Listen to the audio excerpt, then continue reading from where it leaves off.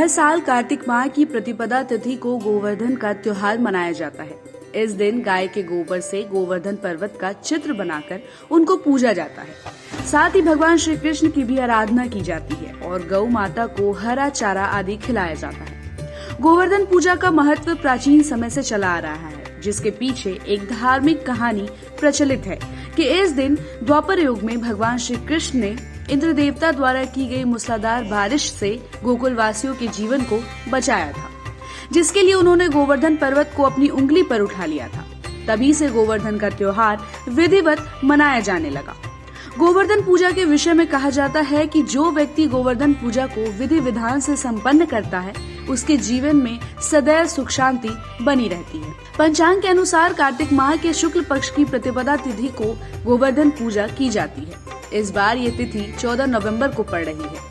प्रतिपदा तिथि मंगलवार को शाम 4:19 से शुरू होकर 15 नवंबर को बुधवार दोपहर 2:41 पर समाप्त होगी। शास्त्रों की माने तो गोवर्धन पूजा प्रदोष काल में की जाती है, इसलिए इस साल गोवर्धन का पर्व 14 नवंबर को मनाया जाएगा। चलिए आपको बताते हैं गोवर्धन पूजा का शुभ मुहूर्त प्रातः काल 6:43 से 8:52 तक का है।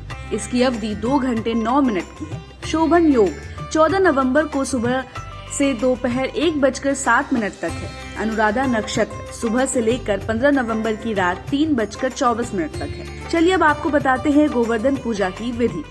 गोवर्धन पूजा वाले दिन सुबह सूर्योदय के बाद स्नान आदि से निवृत्त होकर साफ वस्त्र पहने। अब गाय के गोबर से गोवर्धन पर्वत का चित्र बनाएं।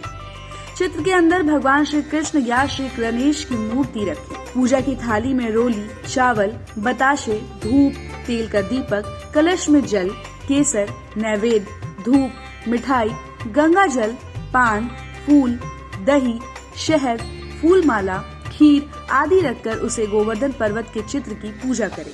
इसके बाद गोवर्धन पर्वत के चारों ओर परिक्रमा करें।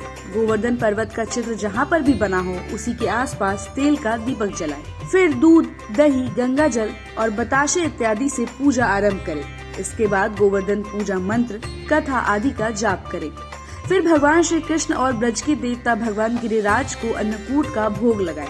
अब सभी लोगों को प्रसाद बांटें। इस दिन गायों की पूजा करने से भी भगवान श्री कृष्ण प्रसन्न होते हैं। ऐसे ही अपडेट्स के लिए देखते रहिए समय डिजिटल।